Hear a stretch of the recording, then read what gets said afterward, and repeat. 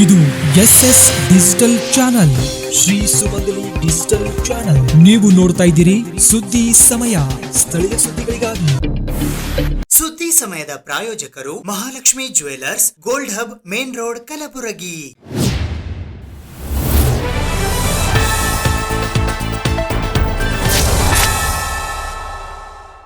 ಸುದ್ದಿ ಸಮಯಕ್ಕೆ ಸ್ವಾಗತ. ನಾನು RJ ಮಂಜು ಹಿರೋಳಿ. ಕಲ್ಯಾಣ ಕರ್ನಾಟಕ ಪ್ರದೇಶದಲ್ಲಿ 350 NPS ಶಾಲೆಗಳನ್ನು ಪ್ರಾರಂಭಿಸಲಾಗುವುದು ಎಂದು ಕಲ್ಯಾಣ ಕರ್ನಾಟಕ ಪ್ರದೇಶ ಅಭಿವೃದ್ಧಿ ಮಂಡಳಿಯ ಅಧ್ಯಕ್ಷರು ಹಾಗೂ ಜೇವರ್ಗಿ ಮತಕ್ಷೇತ್ರದ ಶಾಸಕರಾದ ಡಾಕ್ಟರ್ ಅಜಯ್ ಧರ್ಮಸಿಂಗ್ ಅವರು ಹೇಳಿದ್ದಾರೆ.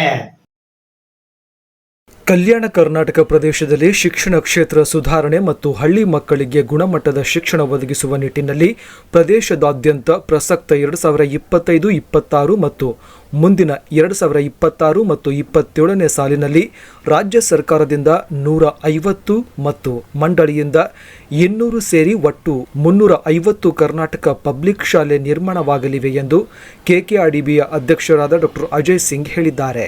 ರವಿವಾರ ಕಲಬುರಗಿ ನಗರದಲ್ಲಿರುವ ಮಂಡಳಿ ಸಭಾಂಗಣದಲ್ಲಿ ಪತ್ರಿಕಾಗೋಷ್ಠಿಯನ್ನು ಉದ್ದೇಶಿಸಿ ಮಾತನಾಡಿದ ಅವರು, ಕಳೆದ ಸೆಪ್ಟೆಂಬರ್ 4ರಂದು ನಡೆದ ಸಚಿವ ಸಂಪುಟ ಸಭೆಯಲ್ಲಿ ರಾಜ್ಯಾದ್ಯಂತ ಏಷ್ಯನ್ ಡೆವಲಪ್ಮೆಂಟ್ ಫಂಡ್ ಅನುದಾನದಲ್ಲಿ 500 KPS ಶಾಲೆ ನಿರ್ಮಾಣಕ್ಕೆ ಅನುಮೋದನೆ ದೊರೆತಿದೆ. ಇದರಲ್ಲಿ ಕಲ್ಯಾಣ ಕರ್ನಾಟಕ ಭಾಗಕ್ಕೆ 150 ಶಾಲೆ ನೀಡುವುದಾಗಿ ಸಿಎಂ ಮತ್ತು ಶಿಕ್ಷಣ ಸಚಿವರು ಭರವಸೆ ನೀಡಿದ್ದಾರೆ. ಇದರ ಜೊತೆಗೆ ಮಂಡಳಿಯಿಂದ 200 ಶಾಲೆ ನಿರ್ಮಿಸಲಾಗುತ್ತದೆ ಎಂದರು. ಪ್ರಸ್ತುತ ರಾಜ್ಯಾದ್ಯಂತ 300 KPS ಶಾಲೆ ಇದ್ದು, ಇದರಲ್ಲಿ ಕಲ್ಯಾಣ ಭಾಗದಲ್ಲಿರುವುದು ಕೇವಲ 60.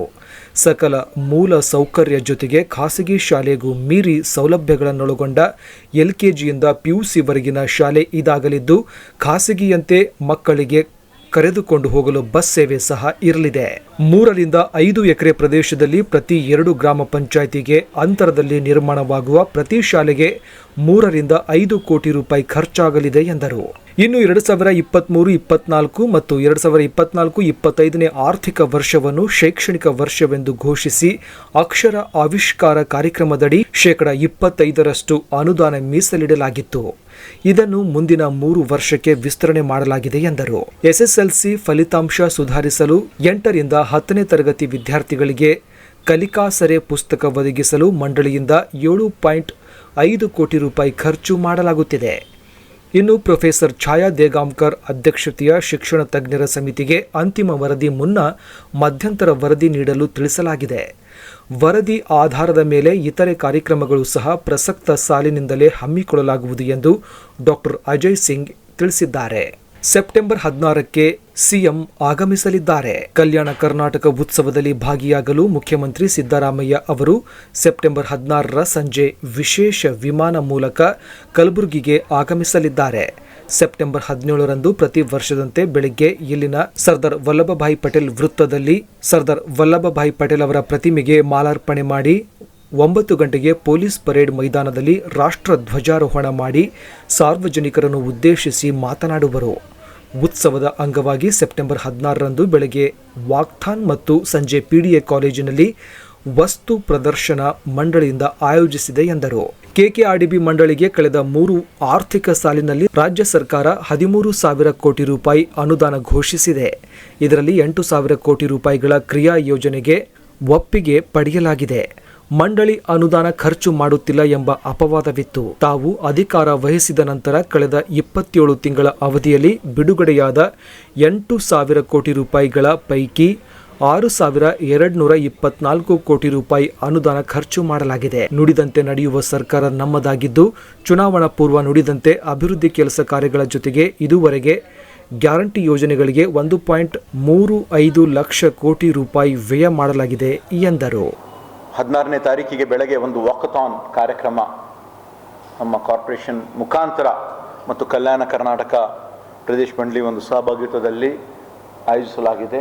ತದನಂತರ ಸಾಯಂಕಾಲ PD ಇಂಜಿನಿಯರಿಂಗ್ ಕಾಲೇಜಲ್ಲೂ ಕೂಡ ಒಂದು ಕಲ್ಯಾಣ ಕರ್ನಾಟಕ ಅಭಿವೃದ್ಧಿ ಮಂಡಳಿ ವತಿಯಿಂದ, ಪ್ರವಾಸೋದ್ಯಮ ಇಲಾಖೆ ವತಿಯಿಂದ ಒಂದು ಕಾರ್ಯಕ್ರಮವೂ ಕೂಡ ನಡೀತದೆ. ಮರುದಿವಸ ಬೆಳಗ್ಗೆ 8ವರೆಗೆ ನಾವು ಪ್ರತಿ ವರ್ಷ ಯಾವೊಂದು ರೀತಿಯಿಂದ ನಾವು ಮಾಡ್ತೀವಿ, ಅದೇ ಒಂದು ರೀತಿಯಿಂದ ಬೆಳಗ್ಗೆ 8ವರೆಗೆ ಸರ್ದಾರ್ ವಲ್ಲಭಭಾಯಿ ಪಟೇಲ್ ಅವರ ಒಂದು ಮೂರ್ತಿಗೆ ಒಂದು ಮಾಲಾರ್ಪಣೆ ಮಾನ್ಯ ಮುಖ್ಯಮಂತ್ರಿಯವರು ಮಾಡಿದ್ದಾರೆ. 9 ಗಂಟೆಗೆ ರಾಷ್ಟ್ರಧ್ವಜಾರೋಹಣವನ್ನು ಪೊಲೀಸ್ ಪರೇಡ್ ಗ್ರೌಂಡಲ್ಲಿ ಮಾಡ್ತಾ ಇದ್ದಾರೆ. ತದನಂತರ ಎಲ್ಲ ಕಾರ್ಯಕ್ರಮ ನಮ್ಮ ಜಿಲ್ಲಾಧಿಕಾರಿ ವತಿಗಳಿಂದ ಹಾಗೂ ಕಲ್ಯಾಣ ಕರ್ನಾಟಕ ಅಭಿವೃದ್ಧಿ ಮಂಡಳಿ ವತಿಯಿಂದ ಮಿನಿಟ್ ಟು ಮಿನಿಟ್ ಪ್ರೋಗ್ರಾಮ್ ತಮಗೆ ಜಿಲ್ಲಾಧಿಕಾರಿಗಳ ಮುಖಾಂತರ ತಮಗೆ ತಿಳಿಸಲಾಗ್ತದೆ. ನಮ್ಮ ರಾಜ್ಯದಲ್ಲಿ ಪೂರಕವಾಗಿ ನಮಗೆ ನಾವು ಈ ವಿಷಯಲ್ಲೂ ಹೇಳಬೇಕಾಗ್ತದೆ, ಯಾಕಂದರೆ ಭಾಳಷ್ಟು ಶ್ರಮ ಇದೆ ಇದರಲ್ಲಿ. ನಮ್ಮ ರಾಜ್ಯದಲ್ಲಿ ಸನ್ಮಾನ್ಯ ಸಿದ್ದರಾಮಯ್ಯ ಅವರು ಈ ಬಾರಿ ಮುಖ್ಯಮಂತ್ರಿ ಆದ ನಂತರ ಕರ್ನಾಟಕ ರಾಜ್ಯ ಮಟ್ಟದಲ್ಲಿ ಬಹಳ ಶರವೇಗದಲ್ಲಿ ಅಭಿವೃದ್ಧಿ ಕೆಲಸಗಳು ಆಗ್ತಾ ಇದೆ. ಅದರಲ್ಲೇ ನಮ್ಮ ಸರ್ಕಾರ ಹಿಂದೆ ನಮ್ಮ ವಿರೋಧ ಪಕ್ಷದವರು ಕೂಡ ನಮಗೆ ಬಹಳಷ್ಟು ಒಂದು ಅಪಾದನೆಯನ್ನು ಮಾಡಿದರು. ಆದರೆ ನುಡಿದಂತೆ ನಡೆದಿರುವಂತಹ ನಮ್ಮ ಸರ್ಕಾರ, ನಾವು ನಮ್ಮ ಸನ್ಮಾನ್ಯ ಮುಖ್ಯಮಂತ್ರಿಯವರು ಬಸವಣ್ಣ ಅಂಬೇಡ್ಕರ್ ಅವರ ಚಿಂತನೆಯಲ್ಲಿ ನಂಬಿಕೆಯನ್ನು ಇಟ್ಟವರು. ಇವಾಗ ಕಳೆದ 27 ತಿಂಗಳಲ್ಲಿ ನಮ್ಮ ಸರ್ಕಾರ ಹಳ್ಳಿಯಲ್ಲಿರ್ತಕ್ಕಂಥ ಕಟ್ಟಕಡೆ ಮನುಷ್ಯನಿಗೂ ಕೂಡ ಮುಟ್ತಕ್ಕಂಥ ಸುಮಾರು 1,35,000 ಕೋಟಿ ನಮ್ಮ ಗ್ಯಾರಂಟಿ ಯೋಜನೆಗಳ ಮುಖಾಂತರ ಅವ್ರಿಗೆ ಮುಟ್ಟಿದೆ. ಯಾಕಂದರೆ ನಮ್ಮ ಕಲ್ಯಾಣ ಕರ್ನಾಟಕ ಭಾಗದ ಅವರು ಒಂದು ರೀತಿಯಿಂದ ಹೇಳ್ತಾರಲ್ಲ, ಅನ್ನಭಾಗ್ಯ ಅಂದರೆ ಅದರಲ್ಲಿ ದಾಸೋಹದ ಒಂದು ಕಲ್ಪನೆ ಇದೆ. ಗೃಹಲಕ್ಷ್ಮಿ ಅಂದರೆ ಮಹಿಳಾ ಸಬಲೀಕರಣ ಒಂದು ಕಲ್ಪನೆ ಅದರಲ್ಲಿ ಇದೆ. ಅದರ ಜೊತೆಯಾಗಿ ಗೃಹ ಜ್ಯೋತಿ ಅಂದರೆ ನಮ್ಮ ಮುಂದಿನ ಪೀಳಿಗೆಯ ಒಂದು ಭವಿಷ್ಯ ಬೆಳಕಾಗಿದೆ. ಶಕ್ತಿ ಯೋಜನೆಯಲ್ಲಿ ಮಹಿಳೆಯರ ಒಂದು ಸ್ವಾತಂತ್ರ್ಯ ಇದೆ. ಯುವ ನಿಧಿ ಯೋಜನೆ ಅಡಿಯಲ್ಲಿ ಕಾಯಕವೇ ಕೈಲಾಸ ಅಂತ ಒಂದು ಕಲ್ಪನೆ ಇದೆ. ಈ ಒಂದು ಗ್ಯಾರಂಟಿ ಯೋಜನೆ ಎಲ್ಲ ಯೋಜನೆಗಳ ಜೊತೆ ಹಲವಾರು ಯೋಜನೆಗಳು ಕಾರ್ಯಕ್ರಮಗಳು ವಿವಿಧ ಇಲಾಖೆಗಳಲ್ಲಿ ಆಗ್ತಾ ಇದೆ. ಆದರೆ ನಮ್ಮ ಕಲ್ಯಾಣ ಕರ್ನಾಟಕ ಅಭಿವೃದ್ಧಿ ಮಂಡಳಿಗೆ ಈ ಒಂದು ಕಳೆದ 27 ತಿಂಗಳಲ್ಲಿ ಮೊದಲನೇ ವರ್ಷ 3,000 ಕೋಟಿ, 2023-24ರಲ್ಲಿ 3,000 ಕೋಟಿ, 24-25ರಲ್ಲಿ 5,000 ಕೋಟಿ, ಅದ ನಂತರ 25-26ರಲ್ಲಿ 5,000 ಕೋಟಿ, ಅಂದರೆ ಸುಮಾರು 13,000 ಕೋಟಿ, 8,000 ಕೋಟಿ ಆ್ಯಕ್ಷನ್ ಪ್ಲ್ಯಾನ್ ಅನುಮೋದನೆ ಎಲ್ಲ ಸಿಕ್ಕಿದೆ. ಇದಕ್ಕೂ ಅನುಮೋದನೆ ಕೊಟ್ಟಿದ್ದಾರೆ. ಆ್ಯಕ್ಷನ್ ಪ್ಲ್ಯಾನ್ಸ್ ಎಲ್ಲ ತಯಾರಾಗ್ತಾ ಇದೆ. ತಮಗೆಲ್ಲರೂ ಗೊತ್ತಿರುವಂತೆ ಬಹಳ ವೇಗವಾಗಿ ನಾವು ಬೋರ್ಡ್ ವತಿಯಿಂದನೂ ಕೂಡ ನಾವು ಮಾಡ್ತಾ ಇದ್ವಿ. ಕಳೆದ ಒಂದು 27 ತಿಂಗಳಲ್ಲಿ ಕಲ್ಯಾಣ ಕರ್ನಾಟಕ ಅಭಿವೃದ್ಧಿ ಮಂಡಳಿ ವತಿಯಿಂದ ಸುಮಾರು 6,224 ಕೋಟಿ ಅನುದಾನವನ್ನು ನಾವು ಖರ್ಚು ಮಾಡಿದ್ದೀವಿ. ಇದು ಎಂದೂ ಕೂಡ ಆಗಿರಲಿಲ್ಲ. ತಮಗೆಲ್ಲರಿಗೆ ಹಿಂದೆಯೂ ಕೂಡ ನಾನು ಹೇಳಿದ್ದೆ, 31 ಮಾರ್ಚ್ 2024ರಲ್ಲಿ ಸುಮಾರು 2,009 ಕೋಟಿ, 31 ಮಾರ್ಚ್ 2025ಅಲ್ಲಿ ಸುಮಾರು 3,158 ಕೋಟಿ, ಈ ವರ್ಷ ಇವಾಗ ತನಕ ಮೊನ್ನೆ ತನಕ ಸುಮಾರು 1,077 ಕೋಟಿ, ಅಂದರೆ ಎಲ್ಲ ಸೇರಿದ್ರೆ ಸುಮಾರು 6,224 ಕೋಟಿ ಅನುದಾನವನ್ನು ನಾವು ಮಾಡಿದ್ದೀವಿ. ಕಲ್ಯಾಣ ಕರ್ನಾಟಕ ಭಾಗದ ಪಿಯುಸಿ ಫಲಿತಾಂಶದ ಸುಧಾರಣೆಗಾಗಿ ನಾವು ಕಂಕಣಬದ್ಧರಾಗಿ ಕೆಲಸ ಮಾಡೋಣ ಎಂದು ಎನ್ಪಿಎಸ್ ಸಂಸ್ಥೆ ಕಲಬುರಗಿಯ ಅಧ್ಯಕ್ಷರು, ಹೈದರಾಬಾದ್ ಕರ್ನಾಟಕ ಶಿಕ್ಷಣ ಸಂಸ್ಥೆಯ ಅಧ್ಯಕ್ಷರು ಹಾಗೂ ವಿಧಾನ ಪರಿಷತ್ತಿನ ಸದಸ್ಯರಾದ ಶಶಿಲ್ ಜಿ ನಮೋಶಿ ಅವರು ಕರೆ ನೀಡಿದ್ದಾರೆ. ಸರಳತೆ ಕಾರಣದಿಂದಲೇ ಶಿಕ್ಷಕ ಸಮಾಜದಲ್ಲಿ ಗೌರವದ ಸ್ಥಾನವನ್ನು ಪಡೆದುಕೊಂಡಿದ್ದಾರೆ. ಶಿಕ್ಷಕರ ಪರಿಶ್ರಮ ವಿದ್ಯಾರ್ಥಿಗಳ ಏಳಿಗೆಯಲ್ಲಿ ಅಡಗಿದೆ ಎಂದು ವಿಧಾನ ಪರಿಷತ್ ಸದಸ್ಯರು ಹಾಗೂ ಎನ್ಪಿಎಸ್ ಸಂಸ್ಥೆಯ ಅಧ್ಯಕ್ಷರಾದ ಶಶಿಲ್ ಜಿ ನಮೋಶಿ ಅವರು ಹೇಳಿದ್ದಾರೆ. ಅವರು ಎನ್ಪಿಎಸ್ ಪದವಿ ಪೂರ್ವ ಕಾಲೇಜಿನಲ್ಲಿ ನಡೆದ ಶಾಲಾ ಶಿಕ್ಷಣ ಇಲಾಖೆ ಪದವಿ ಪೂರ್ವ ವಿಭಾಗ, ಕರ್ನಾಟಕ ರಾಜ್ಯ ಪದವಿ ಪೂರ್ವ ಕಾಲೇಜುಗಳ ಪ್ರಾಚಾರ್ಯರ ಸಂಘ, ಉಪನ್ಯಾಸಕರ ಸಂಘ ಹಾಗೂ ಧಾರವಾಡದ ಪಿಎಸ್ ಹಂಚಿನಮನಿ ಸಂಚಾಲಿತ ಎನ್ಪಿಎಸ್ ಪದವಿ ಪೂರ್ವ ಕಾಲೇಜಿನಲ್ಲಿ ಜರುಗಿದ ಪಿಯುಸಿ ದ್ವಿತೀಯ ವರ್ಷದ ಫಲಿತಾಂಶ ಸುಧಾರಣೆಗಾಗಿ ಇತಿಹಾಸ ಹಾಗೂ ಕನ್ನಡ ವಿಷಯಗಳ ಉಪನ್ಯಾಸಕರ ಒಂದು ದಿನದ ಪುನಶ್ಚೇತನ ಕಾರ್ಯಾಗಾರವನ್ನು ಉದ್ಘಾಟಿಸಿ ಮಾತನಾಡಿದರು. ಪಿಯುಸಿ ದ್ವಿತೀಯ ವರ್ಷದ ಹಂತವು ವಿದ್ಯಾರ್ಥಿಗಳ ಜೀವನದಲ್ಲಿ ಅತ್ಯಂತ ಮಹತ್ವವಾಗಿರುವುದರಿಂದ ವೃತ್ತಿ ಜೀವನದಲ್ಲಿ ಅನೇಕ ಸಮಸ್ಯೆಗಳ ಮಧ್ಯೆಯೂ ವಿದ್ಯಾರ್ಥಿಗಳ ಹಿತದೃಷ್ಟಿಯಿಂದ ಕಾರ್ಯ ಮಾಡುತ್ತಿದ್ದಾರೆ. ಆದರೂ ನಮ್ಮ ಕಲ್ಯಾಣ ಕರ್ನಾಟಕದ PUC ದ್ವಿತೀಯ ವರ್ಷದ ಫಲಿತಾಂಶದಲ್ಲಿ ಸುಧಾರಣೆ ಕಾಣುತ್ತಿಲ್ಲ. ಅದಕ್ಕಾಗಿ ಇಲಾಖೆಯ ಹಾಗೂ ಪ್ರಾಚಾರ್ಯರ, ಉಪನ್ಯಾಸಕರ ಸಂಘಟನೆಗಳು ಈ ರೀತಿಯ ಪುನಶ್ಚೇತನ ಕಾರ್ಯಾಗಾರ ಹಮ್ಮಿಕೊಳ್ಳುತ್ತಿರುವುದು ಶ್ಲಾಘನೀಯ ಎಂದು ಹೇಳಿದ್ದಾರೆ. ಇಂತಹ ಕಾರ್ಯಕ್ರಮಗಳಿಗೆ ಸದಾ ನನ್ನ ಬೆಂಬಲವಿದೆ ಎಂದು ಹೇಳಿದರು. ಪ್ರಾಚಾರ್ಯ ಸಂಘದ ಅಧ್ಯಕ್ಷರಾದ ಬಸವರಾಜ್ ಬಿರಾಜ್ದಾರ್ ಮಾತನಾಡಿ, ಕಲ್ಯಾಣ ಕರ್ನಾಟಕದ ಉಪನ್ಯಾಸಕರ ನಡೆ PUC ಫಲಿತಾಂಶ ಹೆಚ್ಚಿಸುವ ಕಡೆ ಎಂದು ಹೇಳಿದರು.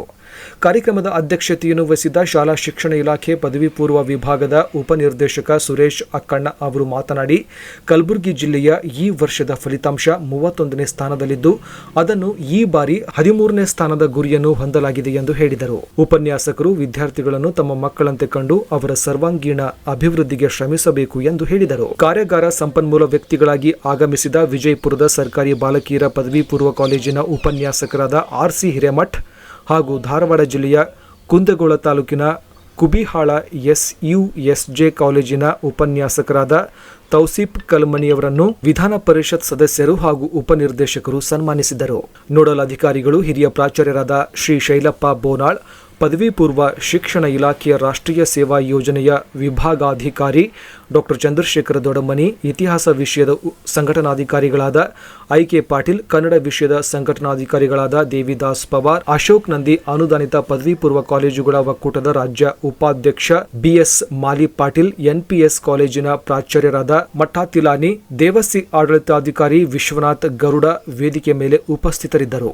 ಕಾರ್ಯಕ್ರಮವನ್ನು ಉಪನ್ಯಾಸಕರಾದ ವಿಜಯಕುಮಾರ್ ರೋಣದ್ ಪ್ರಾರ್ಥಿಸಿದರು. ಉಪನ್ಯಾಸಕಿ ಶ್ವೇತಾ ಶೆಟ್ಟಿ ಕಾರ್ಯಕ್ರಮ ನಿರೂಪಿಸಿದರು.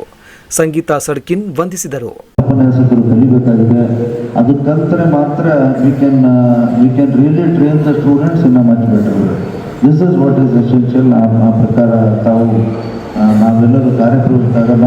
V have to change. ಮತ್ತೆ ನಾವು 20-30 ವರ್ಷ ಮೊದಲು ನಾವೇನಿದ್ದೀವಿ, ನಾವು ಹಾಗೆ ಕಲಿತೀವಿ, ಹಿಂಗೆ ರೂಪನೇ ಚೇಂಜ್ ಮಾಡಿಬಿಟ್ಟವು. ಅವ್ರೇನಂತಾರೆ, ನೀವು ಎಲ್ಲರೂ ಅಡ್ಮಿಷನ್ ತೊಗೊಳ್ರಿ, ಸುಮ್ಮನೆ ಹೆಸರಿಗಲ್ಲಿ ಅಡ್ಮಿಷನ್ ತೊಗೊಳ್ರಿ, ಆಮೇಲೆ ನಂಬಲ್ಲಿ ಬರೀ ಅಂತ.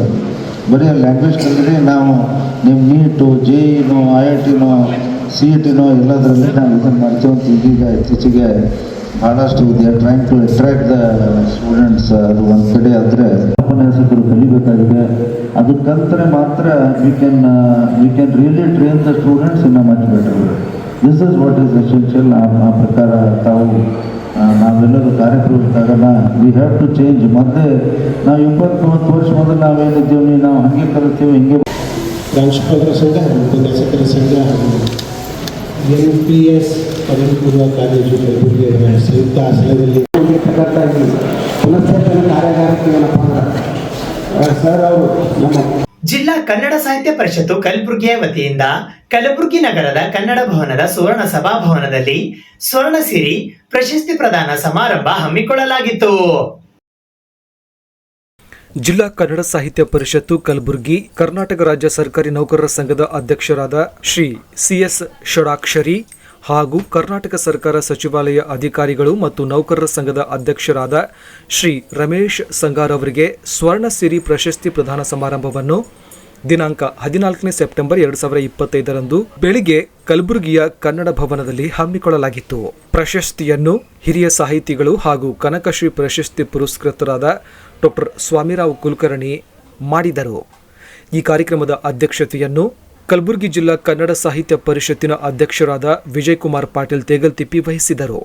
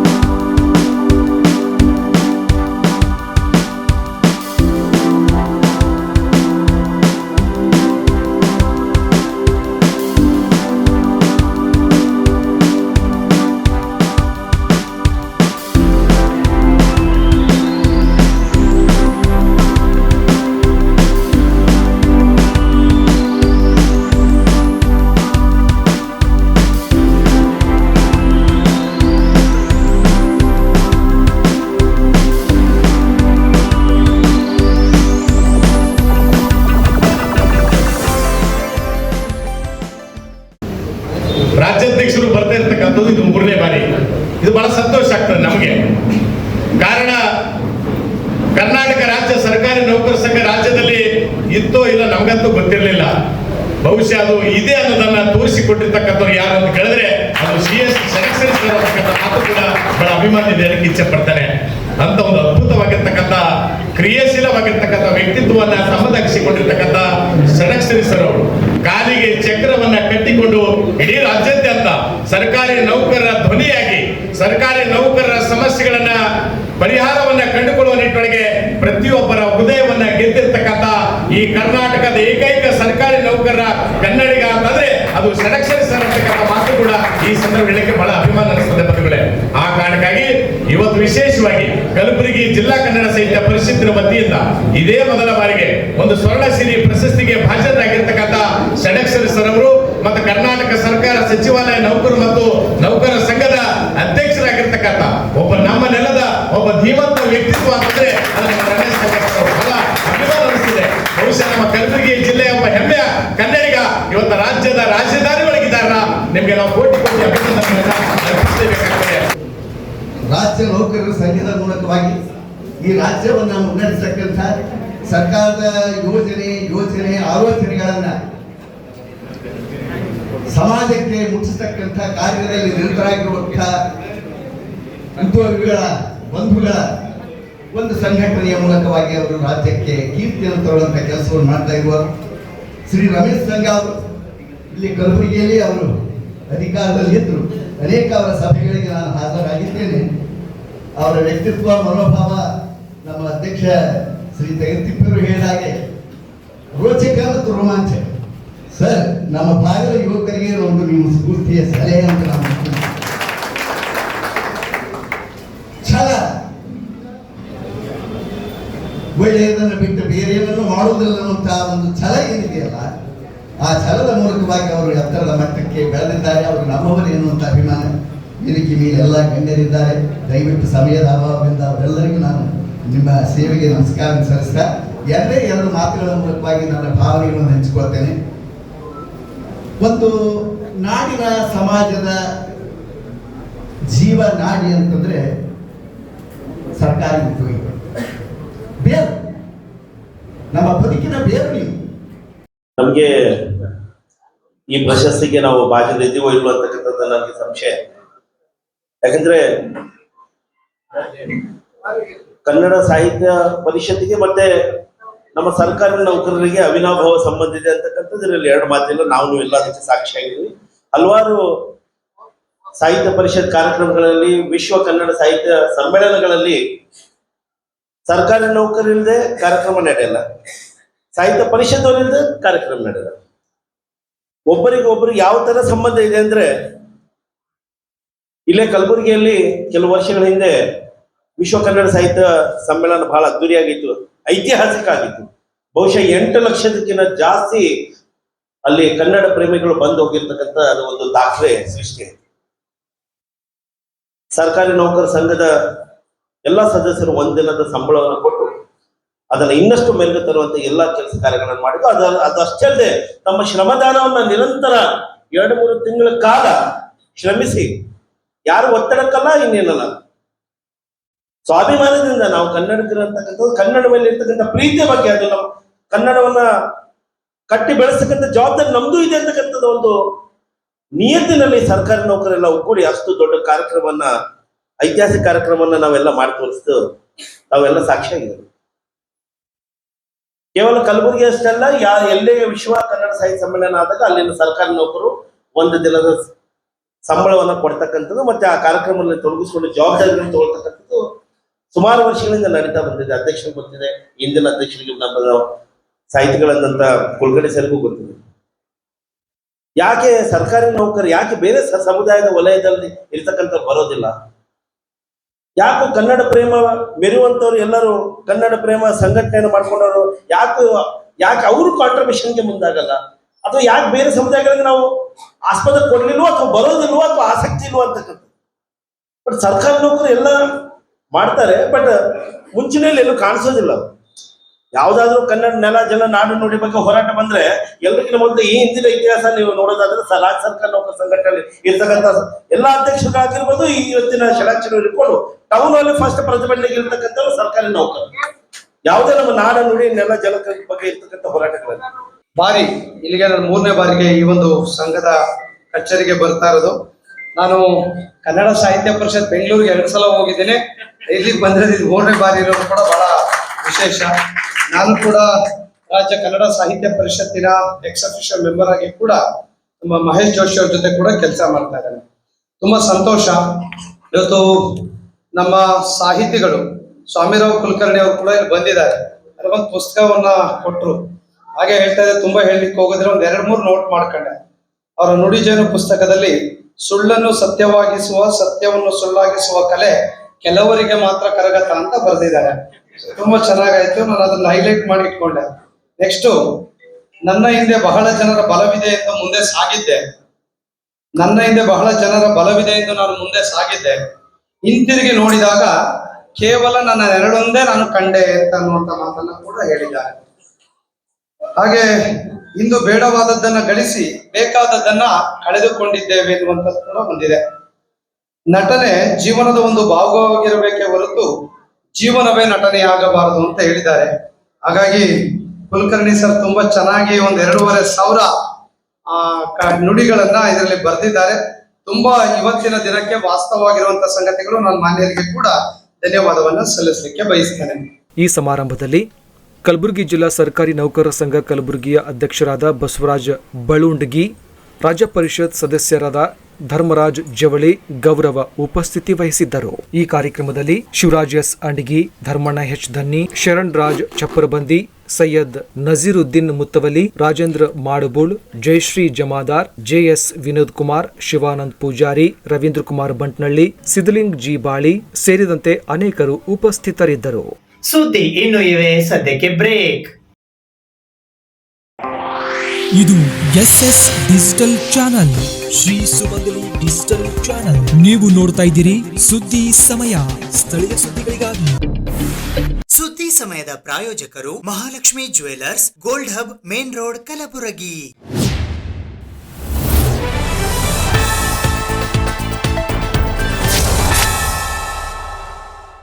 ಶ್ರೀ ಬಸವೇಶ್ವರ ಸಹಕಾರ ಬ್ಯಾಂಕ್ ನಿಯಮಿತ ಕಲಬುರಗಿಯ 44ನೇ ವರ್ಷದ ವಾರ್ಷಿಕೋತ್ಸವ ಸಮಾರಂಭವು ಕಲಬುರಗಿ ನಗರದ ವೀರಶೈವ ಕಲ್ಯಾಣ ಮಂಟಪದಲ್ಲಿ ಜರುಗಿತು. ದಿನಾಂಕ 13ನೇ ಸೆಪ್ಟೆಂಬರ್ 2025 ಶನಿವಾರದಂದು ಬೆಳಗ್ಗೆ 11 ಗಂಟೆಗೆ ಕಲಬುರಗಿ ನಗರದ ವೀರಶೈವ ಕಲ್ಯಾಣ ಮಂಟಪದಲ್ಲಿ ಕಲಬುರಗಿ ನಗರದ ಸಿಟಿ ಬಸ್ ನಿಲ್ದಾಣದ ಎದುರುಗಡೆ ಇರುವ ಏಷ್ಯನ್ ಕಾಂಪ್ಲೆಕ್ಸ್ ನಲ್ಲಿನ ಮೊದಲನೇ ಮಹಡಿಯ ಅಂಗಡಿ ಸಂಖ್ಯೆ 9ರಲ್ಲಿ ಇರುವ ಶ್ರೀ ಬಸವೇಶ್ವರ ಸಹಕಾರ ಬ್ಯಾಂಕ್ ನಿಯಮಿತ ಕೇಂದ್ರ ಕಚೇರಿಯ 44ನೇ ವರ್ಷದ ವಾರ್ಷಿಕೋತ್ಸವವನ್ನು ಆಚರಿಸಲಾಯಿತು. ಕಲಬುರಗಿ ನಗರದ ನೆಹರುಗಂಜ್ ಪ್ರದೇಶದಲ್ಲಿ ಇರುವ ಹನುಮಾನ ದೇವಾಲಯದ ಆವರಣದಲ್ಲಿ ಶ್ರೀ ಬಸವೇಶ್ವರ ಸಹಕಾರ ಬ್ಯಾಂಕ್ ನಿಯಮಿತದ ಶಾಖೆ ಕೂಡ ಕಾರ್ಯನಿರ್ವಹಿಸುತ್ತಿದೆ. ಈ ಸಮಾರಂಭದಲ್ಲಿ ಆಡಳಿತ ಮಂಡಳಿಯ ಸದಸ್ಯರಾದ ಅಧ್ಯಕ್ಷರಾದ MD ಪಾಟೀಲ್, ಉಪಾಧ್ಯಕ್ಷರಾದ ಸಿದ್ದರಾಮಪ್ಪ ಎಸ್ ಪಾಟೀಲ್, ನಿರ್ದೇಶಕರುಗಳಾದ Siddappa S Devaramani, Revanasiddappa G Shatagar, Satish Kumar S Jevargi, Prashant A Gudda, Vishwanath B Dandoti, Rajashekhar G Padashetti, Dharmaprakash B Patil, Savitri S Kulageri, Sushila D Patil, Arvind S Sangapure, Shivalingappa Bandak, Malleshappa H Tondakal, Malkajappa R Biradar CA ಹಾಗೂ ವಿಶ್ವನಾಥ್ ಶೇರಿಕಾರ್ ಸೇರಿದಂತೆ ಇತರೆ ಅನೇಕರು ಉಪಸ್ಥಿತರಿದ್ದರು.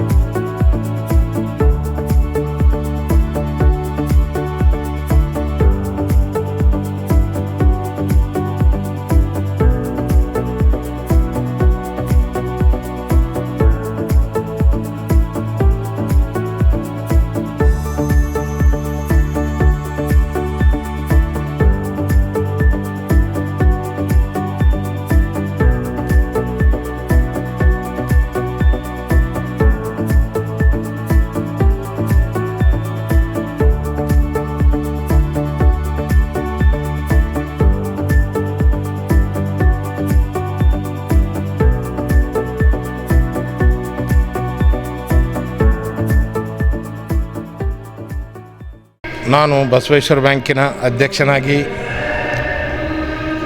44ನೇ ಮಹಾಸಭೆಯನ್ನು ಆಚರಿಸ್ತಾ ಇದ್ದೇವೆ. ಮಾನ್ಯರೇ, ಬಸವೇಶ್ವರ ಬ್ಯಾಂಕು ಒಂದು 25 ರೂಪಾಯಿಯಿಂದ ಪ್ರಾರಂಭವಾಗಿದ್ದು ಇವತ್ತು 25 ಕೋಟಿವರೆಗೆ ನಾವು ವ್ಯವಹಾರ ಮಾಡೋ ಮುಖಾಂತರ ದೇಶದಲ್ಲಿ ನಮ್ಮ ಜಿಲ್ಲೆಯಲ್ಲಿ ನಮ್ಮ ಭಾಗದಲ್ಲಿ ಅತಿ ಶ್ರೇಷ್ಠ ಬ್ಯಾಂಕ್ ಅಂತ ಹೆಗ್ಗಳಿಕೆಗೆ ಪಾತ್ರವಾಗಿದೆ. ನಮ್ಮ ಬ್ಯಾಂಕಿನಲ್ಲಿ ಸುಮಾರು 5,060 ಸದಸ್ಯರಿದ್ದು 16 ಜನ ಆಡಳಿತ ಮಂಡಳಿ ಸದಸ್ಯರು, ಅಧ್ಯಕ್ಷ ಹಾಗೂ ಉಪಾಧ್ಯಕ್ಷನನ್ನು ಒಳಗೊಂಡಿರುತ್ತದೆ. ಈ ಬ್ಯಾಂಕು ಇವತ್ತು ಗುಲ್ಬರ್ಗದಲ್ಲಿ ಪ್ರಾರಂಭವಾಗಿ ಇಡೀ ದೇಶಾದ್ಯಂತ ಹೆಸರು ಮಾಡಿದೆ.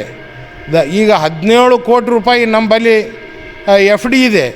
ಆಮೇಲೂ 26 ಕೋಟಿ ನಾವು ವ್ಯವಹಾರ ಮಾಡುವ ಮುಖಾಂತರ 87 ಲಕ್ಷ ಚಿಲ್ಲರೆ ನಾವು ಈ ವರ್ಷ ಗಳಿಕೆ ಮಾಡುವ ಮುಖಾಂತರ ಎಲ್ಲ ಸದಸ್ಯರಿಗೂ 15% ಡಿವಿಡೆಂಟ್ ಕೊಡಲು ನಿರ್ಧರಿಸಿದ್ದೇವೆ. ಇದೇ ರೀತಿಯಾಗಿ ನಾವು ಸೋಮವಾರ ಅಂದರೆ ದಿನಾಂಕ 15ರಿಂದ ತಮ್ಮ ಅಕೌಂಟ್ಗಳಿಗೆ ನಾವು ಹಣವನ್ನು ಸಂದಾಯ ಮಾಡುತ್ತೇವೆ.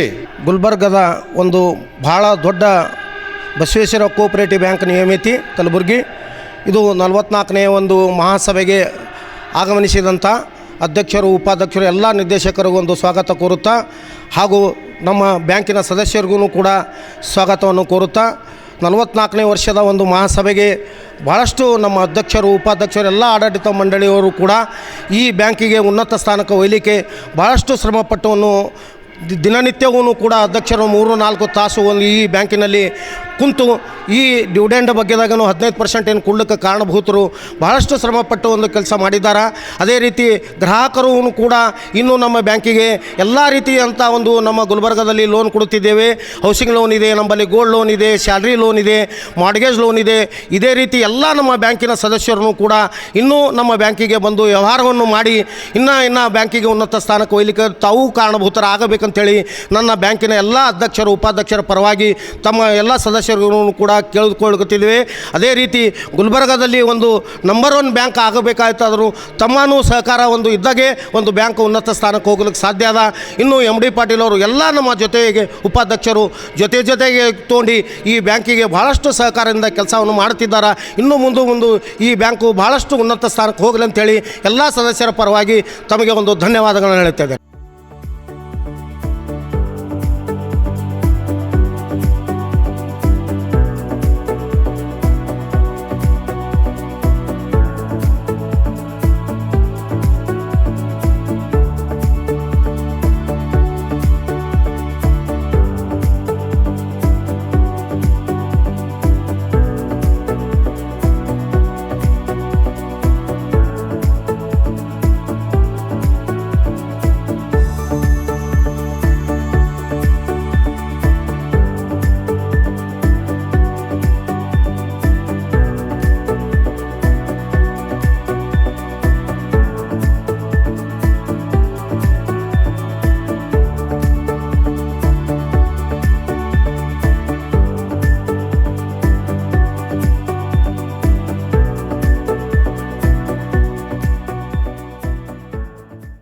ಶ್ರೀ ಅಯ್ಯರವಾಡಿ ಅಂಬಾಭವಾನಿ ದೇವಸ್ಥಾನ ಸಮಿತಿಯ ವತಿಯಿಂದ ನವರಾತ್ರಿ ಹಾಗೂ ದಸರಾ ಆಚರಣೆಯ ಕುರಿತು ಸರ್ವ ಸಮಾಜದ ಮುಖಂಡರೊಂದಿಗೆ ಸಭೆ ನಡೆಸಿ ಚರ್ಚಿಸಲಾಯಿತು.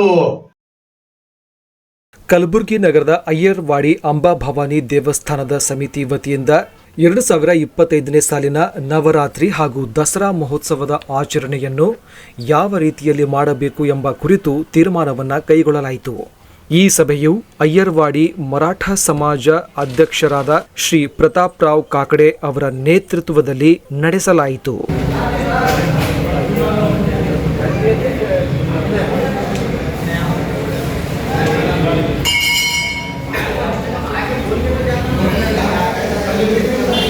आदरणीय गुलबर्गा के निवासियों को कहते हर्ष उल्लास होता है कि हर साल की तरह आज जितने भी देवी की स्थापना करते हैं, जो हिंदू धर्मों को मानते हैं, उनकी यहाँ पर मीटिंग हुई।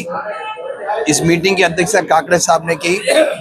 हर साल इस मीटिंग का चलाने का उद्देश्य यही है कि जितने भी लोग हिंदू धर्म को मानते हैं गुलबर्गे में, वो एक ही तरह से प्रोसीजर को फॉलो करना है।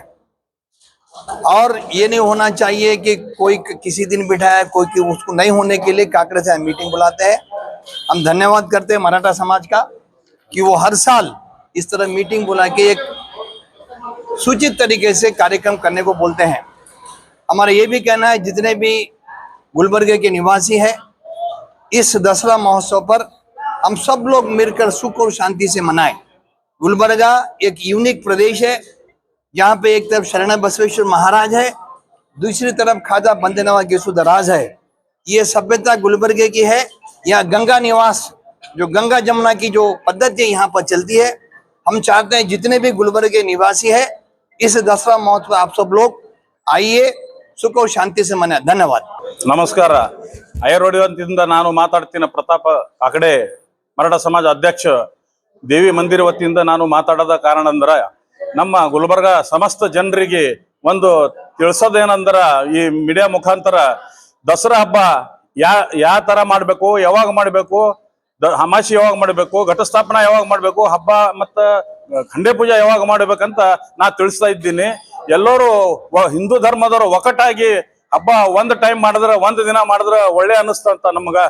ಇದು ಎಲ್ಲಾ ಜನರಿಗೆ ತಿಳಿಸ್ತೀನಿ. ಅಂದ್ರ 21 ತಾರೀಕಿಗೆ ಅಮಾಸಿ ಇದೆ, 22 ತಾರೀಕಿಗೆ ಘಟಸ್ಥಾಪನಾ 9ನೇ ತಿಂಗಳ, 26 ತಾರೀಕು 9ನೇ ತಿಂಗಳ ವಾರ ಮಂಗಳವಾರ ಬರ್ತದೆ. ಲಲಿತ ಪಂಚಮಿ ಇದೆ. ಅವ್ರು 30 ತಾರೀಕು 9ನೇ ತಿಂಗಳ ಅಷ್ಟಮಿ ಇದೆ. ಮತ್ತ 10ನೇ ತಿಂಗಳ 1 ತಾರೀಕು ನವಮಿ ಖಂಡೆ ಪೂಜಾ ಅಂತ ಮನಾಸ್ತೀವಿ. 1 ತಾರೀಕು 10ನೇ ತಿಂಗಳ 1 ತಾರೀಕು ದಿನ ಆಚರಣೆ ಮಾಡ್ಬೇಕು. ದಸರಾ ಹಬ್ಬ 2 ತಾರೀಕು 2 ಅಕ್ಟೋಬರ್ 10ನೇ ತಿಂಗಳ 2 ತಾರೀಕು ದಿನ ಹಬ್ಬ ಮಾಡ್ಬೇಕಂತ ವಿನಿಸ್ತೀನಿ. ಮತ್ತ ಸಮಸ್ತ ಜನರಿಗೆ ನಾನು ಐರೋಡಿ ವತಿಯಿಂದ ಎಲ್ಲರೂ ಬಂದು ನಮ್ಮ ಐರೋಡಿ ಅಂಬಾಭವಾನಿ ಮಂದಿರಕ್ಕೆ ಎಲ್ಲ ಸದ್ಭಕ್ತರು ಬರ್ತೀರಿ. ಎಲ್ಲರೂ ಬಂದು ಶಾಂತಿ ಸಮಾಧಾನಲಿಂತ ದರ್ಶನ ಮಾಡ್ಕೊಂಡು ತಾವು ಎಲ್ಲರೂ ಪುನೀತರ ಆಗ್ಬೇಕಂತ ನಾನು ಒಂದು ಕಳಕಳಿಯಿಂದ ವಿನಂತಿ ಮಾಡ್ಕೊಂಡು ಹೇಳ್ತಾ ಇದ್ದೀನಿ. ಧನ್ಯವಾದ. ಒಂದು 21ನೇ ತಾರೀಕು ಅಮಾಸೆ ಇದೆ, ವಾರ ರವಿವಾರ.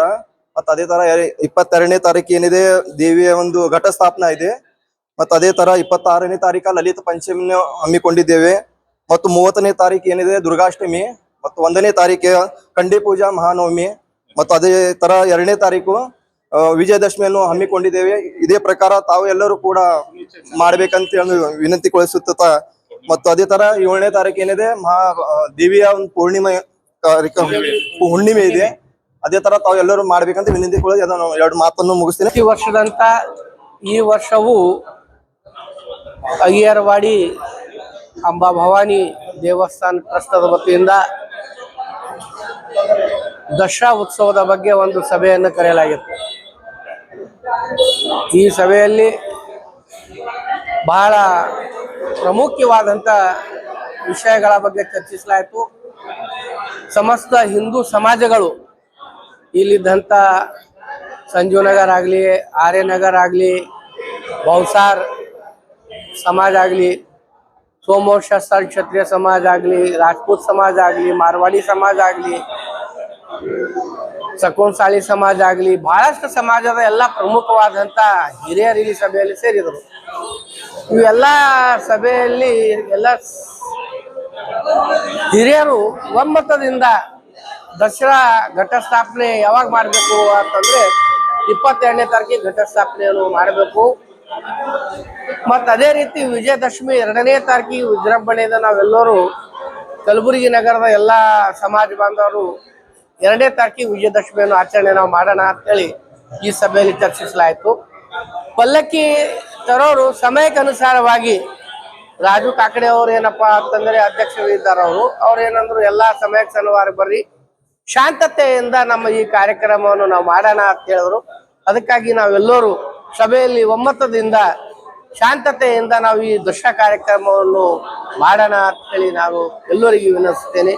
ಎಂಜಿ ಘನಾತೆ ಹಾಗೂ ತಂಡದವರಿಂದ ಹಿಂದಿ ಚಿತ್ರರಂಗದ ಖ್ಯಾತ ಹಿನ್ನೆಲೆ ಗಾಯಕರಾದ ಮುಖೇಶ್ ಅವರಿಗಾಗಿ ಆ ಅಬ್ ಲೌಡ್ ಚಲೆ ಎನ್ನುವ ತಲೆಬರಹದೊಂದಿಗೆ ಶ್ರದ್ಧಾಂಜಲಿ ಕಾರ್ಯಕ್ರಮವನ್ನು ಕಲಬುರಗಿ ನಗರದ ಕನ್ನಡ ಭವನದ ಸುವರ್ಣ ಸಭಾಭವನದಲ್ಲಿ ಹಮ್ಮಿಕೊಳ್ಳಲಾಗಿತ್ತು.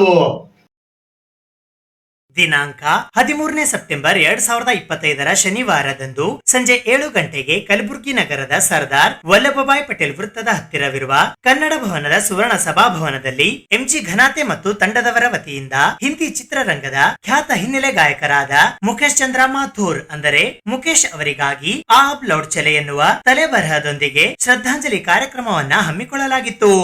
ಈ ಕಾರ್ಯಕ್ರಮದಲ್ಲಿ ಎಂಜಿ ಘನಾತೆ, ವಿಠಲ್ ಮೇತ್ರಿ ಸೇರಿದಂತೆ ಎಂಜಿ ಘನಾತೆ ತಂಡದ ಇತರೆ ಅನೇಕ ಜನ ಗಾಯಕರು ಉಪಸ್ಥಿತರಿದ್ದರು. ಮೊದಲಿಗೆ ಮುಖೇಶ್ ಅವರ ಭಾವಚಿತ್ರಕ್ಕೆ ಮಾಲಾರ್ಪಣೆ ಮಾಡುವ ಮೂಲಕ ಪುಷ್ಪ ನಮನಗಳನ್ನ ಸಲ್ಲಿಸಲಾಯಿತು. ನಂತರ ಮುಖೇಶ್ ಅವರು ಹಾಡಿರುವ ಅನೇಕ ಖ್ಯಾತ ಹಿಂದಿ ಚಿತ್ರಗೀತೆಗಳನ್ನು ಹಾಡುವ ಮೂಲಕ ಅವರಿಗೆ ಶ್ರದ್ಧಾಂಜಲಿಯನ್ನ ಸಲ್ಲಿಸಲಾಯಿತು.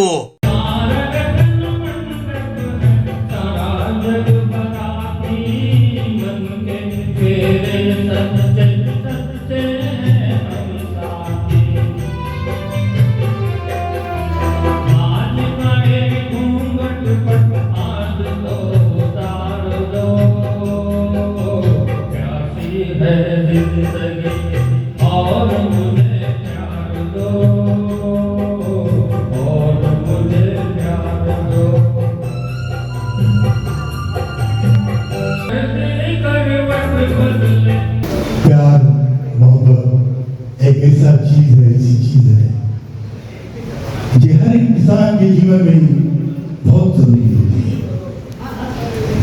लेकिन इंसान जब प्यार में ठोकरें खाता है, मोहब्बत में एक दूसरे से जब बिछड़ जाते हैं तो दिल को बहुत गहरी चोट पहुंचती है। मर जाएंगे, भर जाएंगे, जख्म तो आऊंगा दोबारा, भर जाएंगे जख्म तो आऊंगा दोबारा। मैं हार गया हूं जंग मगर दिल नहीं हारा, मगर दिल नहीं हारा। एक अगला गीत हमें चुना है जिसके म्यूजिक डायरेक्टर है O.P. नैयर। फिल्म का नाम है संबंध। तेरा कोई साथ ना दे तो तू मुझसे पीछे छोड़ा नहीं, चल अकेला, चल अकेला, चल अकेला, चल अकेला, तेरा मेरा पीछे छोड़ा नहीं, चल अकेला। हजारों मील लंबे रास्ते तुझको बुलावे,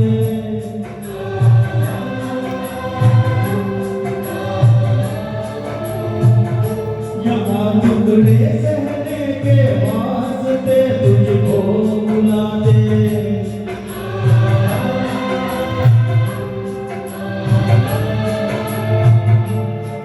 मैं कौन सा वो इंसान यहाँ पर जिसने टुकड़ा दिया।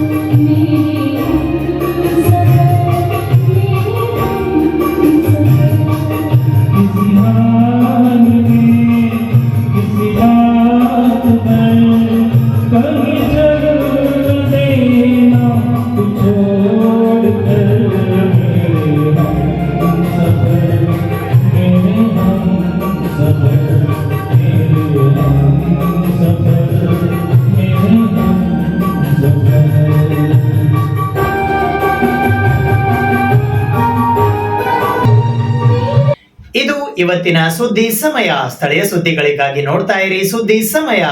ನಿಮ್ಮ ನೆಚ್ಚಿನ ಸುದ್ದಿ ಸಮಯವನ್ನು ಡೆನ್ ಸೆಟ್ ಬಾಕ್ಸ್ ನ ಚಾನೆಲ್ ಸಂಖ್ಯೆ 746ರಲ್ಲಿ ಪ್ರತಿದಿನ ರಾತ್ರಿ 9 ಗಂಟೆಗೆ, ಮರುಪ್ರಸಾರ ರಾತ್ರಿ 10 ಗಂಟೆಗೆ ಮತ್ತು ಮರುದಿನ ಬೆಳಿಗ್ಗೆ 8 ಗಂಟೆ ಮತ್ತು 9 ಗಂಟೆಗೆ ವೀಕ್ಷಿಸಬಹುದು. ಇದು SS ಡಿಜಿಟಲ್ ಚಾನಲ್, ಶ್ರೀ ಸುಮಂಗಲಿ ಡಿಜಿಟಲ್ ಚಾನಲ್. ನೀವು ನೋಡ್ತಾ ಇದ್ದೀರಿ ಸುದ್ದಿ ಸಮಯ, ಸ್ಥಳೀಯ ಸುದ್ದಿಗಳಿಗಾಗಿ. ಸುದ್ದಿ ಸಮಯದ ಪ್ರಾಯೋಜಕರು Mahalakshmi jewellers, gold hub, main road, Kalaburagi.